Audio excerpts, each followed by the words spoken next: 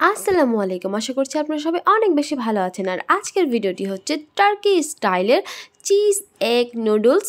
এটা হচ্ছে আপনারা সকালেও খেতে পারেন, নাস্তা হিসেবে, বিকেলের নাস্তা হিসেবে খেতে পারেন। তো পিকচারটা আমি প্রথমেই দেখিয়ে নিয়েছি। এখন চলেন আমরা এই টার্কি স্টাইলের চিজ এগ নুডলস তৈরি করার পুরো রেসিপিটা একবার দেখে নিই। তো প্রথমে আমাদের লাগছে একটি প্যানের মধ্যে পানি দিয়ে সেটা আমরা গ্যাসের চুলায় বসিয়ে দিব। ততক্ষণ পর্যন্ত রাখবো যতক্ষণ পর্যন্ত আমাদের পানিটা না বলক চলে আসছে। তারপর আমরা 1 প্যাকেট নুডলস নিয়ে নিব। সেটা আপনারা যে যে ব্র্যান্ডের খান সেটাই নিয়ে নিতে পারেন। আমি নুডলসটা পানির মধ্যে দিয়ে দিয়েছি কারণ পানিটা তখন বলক চলে আসছিল। আর আমরা এখন দিয়ে দিব হচ্ছে নুডলসের মধ্যে যে মশলাটা থাকে সেটা। এখন হচ্ছে সেটা আমি কেটে সেই নুডলসের মধ্যে সেটা হচ্ছে এখন দিয়ে দিব। আপনারা দেখতেই পাচ্ছেন আমি কেটে আপনাদের দেখাচ্ছি। এখন হচ্ছে আমরা নুডলসের মধ্যে সেই মশলাটা দিয়ে দিব। তারপর আমরা ওয়েট করব কখন নুডলসটা হয়ে যাবে। একটা জিনিস আমাদের মাথায় রাখতে হবে, সেটা হচ্ছে নুডলসের মধ্যে কোনো পানি থাকা যাবে না।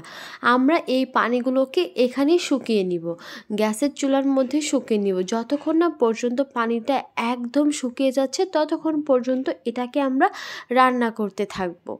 আপনারা দেখতেই পাচ্ছেন এখন হচ্ছে আমি বারবার নাড়াচাড়া করছি যেন পানিটা ভালোভাবে শুকিয়ে যায়।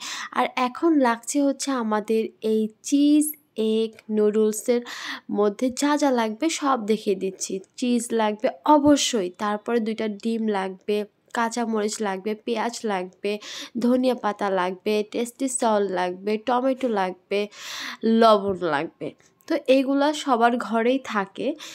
আর আপনারা চাইলে ক্যাপসিকামও ইউজ করতে পারেন। আমার ঘরে ছিল না, যার কারণে আমি দিতে পারিনি। এখন হচ্ছে আপনারা দেখতেই পাচ্ছেন যে নুডলসটা পুরোপুরি সেদ্ধ হয়ে গিয়েছে, তাই আমি গ্যাসের চুলাটা বন্ধ করে দিলাম। এখন হচ্ছে নুডলসটা নামিয়ে নিব যে কোনো একটা পাত্রে।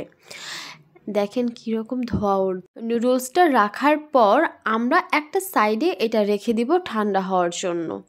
তারপর আমরা চলে যাব আমাদের ডিমটা তৈরি করতে। আপনারা এখন দেখতে পারবেন যে আমি চিজটা কেটে নিচ্ছি। চিজটা হচ্ছে আপনারা যে যতটুকু পরিমাণের খান দিতে চান ততটুকু পরিমাণে দিলেই হবে। আর মোজারেলা চিজটা নিলে কি ভালো হয়, এইটা না স্বাদটাই অন্যরকম। বাট আপনারা যে যে ব্র্যান্ডেরটা খেতে চান সেটা নিতে পারেন। তো এখন হচ্ছে আমি কাট করে নিচ্ছি। দেখতেই পাচ্ছেন ভিডিওর মধ্যে দেখিয়েছি যে এই পিসটা, বাট আমি এইরকম আরও একটা পিস করে নিয়েছিলাম।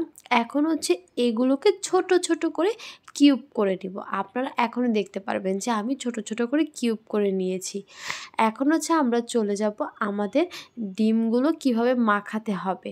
এখন দেখতেই পাচ্ছেন যে এক এক করে আমি এখন দিয়ে দিচ্ছি। পেঁয়াজ দিয়ে দিব, তারপর মরিচ দিয়ে নিব, টমেটো দিয়ে নিব, ধনিয়া পাতা দিয়ে নিব, লবণ দিয়ে নিব, মরিচের গুঁড়া দিয়ে নিব, একটু টেস্টি সল্ট দিয়ে দিব যাতে করে টেস্টটা অনেক বেশি ভালো আসে। আর একটা জিনিস অবশ্যই মাথায় রাখতে হবে, সেটা হচ্ছে আমাদের এই যে মশলাগুলো আছে কেটে রাখা, এইগুলো আমরা পুরোটা দিয়ে দিব না, সবগুলো থেকে অর্ধেক অর্ধেক দিব। কারণ আমরা যখন ডিমের উপর নুডলসগুলো দিয়ে দিব তখন আমাদের এগুলো আবার লাগবে।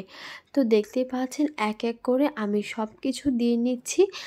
এখন হচ্ছে আমি 2টা ডিম ফাটিয়ে নিব, তারপর হচ্ছে এগুলোকে মিক্স করে দিব। আপনারা বাসায় একবার হলেও এই টার্কি স্টাইলের চিজ এগ নুডলসটা তৈরি করবেন। আপনারা সকালেও খেতে পারেন এবং বিকেলের নাস্তাতেও খেতে পারেন, বা আপনাদের বাসায় যদি হঠাৎ কোনো মেহমান চলেও আসে, এটা জাস্ট বেশি সময় লাগে না, 10 থেকে 15 মিনিটের মধ্যে এই রেসিপিটা একদম হয়ে যাবে। আর বাসায় যদি কোনো মেহমান আসে তাদের সামনে যদি এরকম কোনো ইউনিক আইটেম রাখা যায় তাহলে তো দেখতে ভালোই হয়, তাই। আর হচ্ছে আপনারা যদি এই রেসিপিটা তৈরি করেন সেটা একজনের পক্ষে আমার মনে হয় না খাওয়া সম্ভব। 2 থেকে 3 জন মিলে এই ডিশটা খেতে পারবে, অনায়াসে খেতে পারবে, পেটটা ভরে যাবে। এখন আপনারা দেখতেই পাচ্ছেন যে আমি ডিমটাকে এই মশলাগুলোর সাথে ভালোভাবে মাখিয়ে নিচ্ছি। ডিমটা যদি ভালোভাবে মাখানো না হয় তাহলে খেতে একদমই ভালো লাগবে না।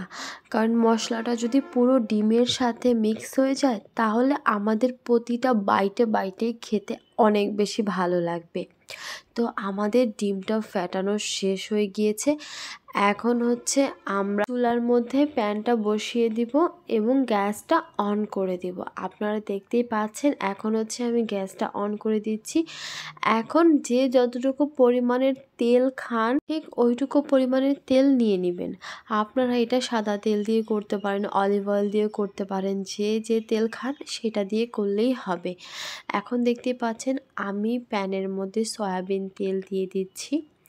এখন হচ্ছে ওয়েট করব যাতে তেলটা একটু গরম হয়ে আসে।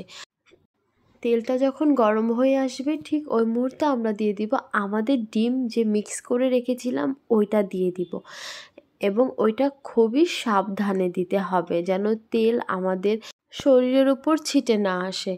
তারপর আমরা ওয়েট করব ডিমটা রান্না হওয়া পর্যন্ত, মানে আমাদের এটা মাথায় রাখতে হবে ফুল এটাকে রান্না করা যাবে না, এটাকে 80% কুক করতে হবে। তারপর যখন এটা 80% কুক হয়ে যাবে তার উপরে আমরা দিয়ে দিব আমাদের সেই সিদ্ধ করে রাখা নুডলস। আপনারা দেখতেই পাচ্ছেন এখন হচ্ছে আমি এক সাইডে দিতে হবে, মাঝখানে দিতে হবে না, এক সাইডে হচ্ছে সিদ্ধ করে নুডলসটা দিয়ে দিব। এখন আমাদের যে মশলাগুলো ছিল বা সবজিগুলো ছিল ওগুলো হচ্ছে উপর দিয়ে আমরা দিয়ে দিব। আমি প্রথমেই বলেছিলাম যে আমরা হাফ হাফ করে নিব, হাফ আমরা রেখে দিব।